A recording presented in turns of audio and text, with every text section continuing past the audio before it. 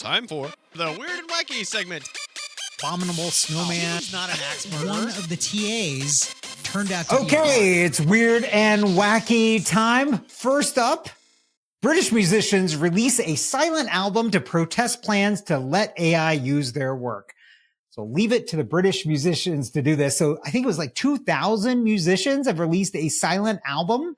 And yeah, the I was royalties of shocked this are by going to how go many to people they got on board for this. And some of the names, it's big names of musicians as well.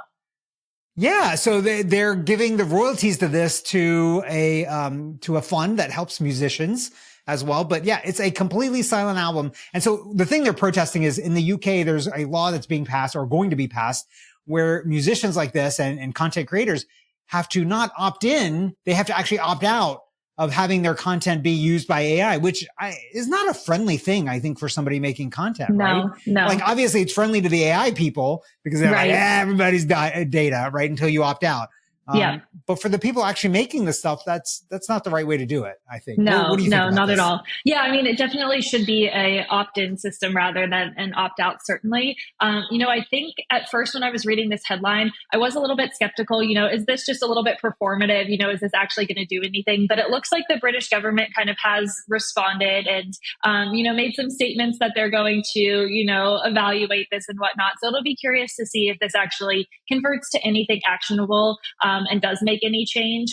But I think just the number of people that they were able to get to collaborate on this, is certainly, impressive. And we'll be interested to see what happens there. This is like one of those sit-in types of things, right? Like where you just sit, you don't say anything and whatever. That's essentially what they've done. And they've used their medium as a sit-in, which is kind of cool. Yeah, totally. So speaking about, I guess, some big celebrity names, Katy Perry has joined Gayle King and Jeff Bezos' fiance, Lauren Sanchez, on a rocket to space. So Blue Origin. So it's planned. They haven't actually gone yet. It's planned. They haven't actually gone yet. So Blue Origin is going to be doing, a launch, and there's going to be 6 women on board.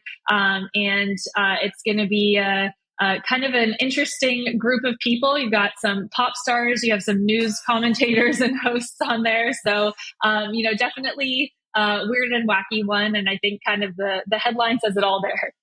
Yeah. And this is the first ever all female crewed space flight. That's the other thing that they're hanging their hat on. I suppose if you're going to go, the flight that you want to be on is, if you're going to go on Jeff Bezos's, spaceship, the one that you want to be on is the one that also has his fiance. Cause he's going to be really sure, as long as they don't get into a fight. As long as he likes his fiance. Right. Yeah.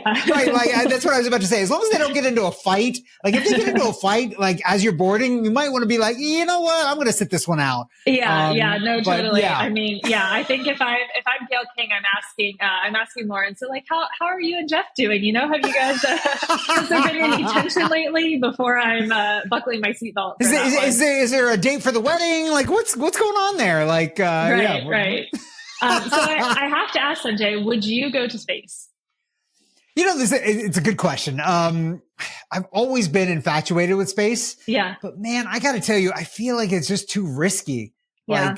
Like, what is there that I need? Like, what value am I providing by going up there? Yeah. Honestly, like the environmental impact and everything. Like, look, I don't discount our space program or anything. I think there's been amazing things that we've discovered about the world and the universe and innovations that have happened because of that. And it's because we've sent really, really smart researchers and scientists up there. Mm-hmm. That's not me. Yeah. I would be going as a looky-loo, to just see stuff. I like if I could be guaranteed 100%, that 100% survival rate. Yeah. 100% survival rate. I'm not going to die. And minimum environmental impact, like not big giant plumes of smoke and stuff. Like I'd probably be the first one in line to go do it because it's just. No, I'm with you on that. Yeah. Right.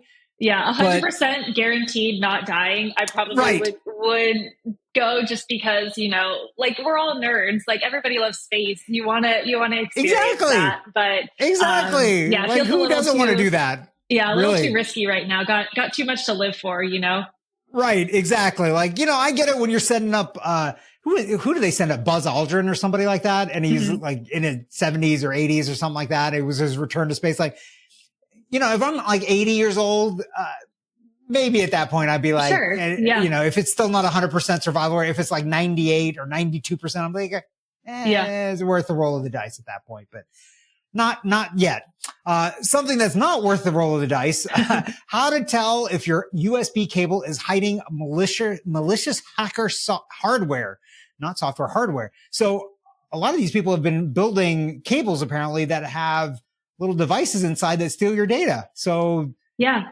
This is a big USB fear. cables. You know, I've always thought, you know, is a USB cable going to be stealing my data? Yes, this has always been the thought in the back of my mind, you know? Like you see, you go to an airport or something and you see just a charging station and they have a bunch of cables and you're like, oh, that gives me pause.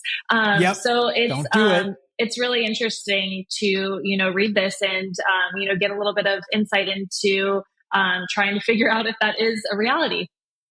Yeah. In the past, I've recommended a data blocker. I am shocked. You're talking about the airport. I'm shocked about how many times I see people in the airplane, whip out their phone, USB cable, and just plug it straight into the plane. And I'm like, what are you doing? We don't ever do that. Like if you need to charge your device, most planes now have a power plug. You should pull out your power, wart and then plug it into power and then USB from there into your thing.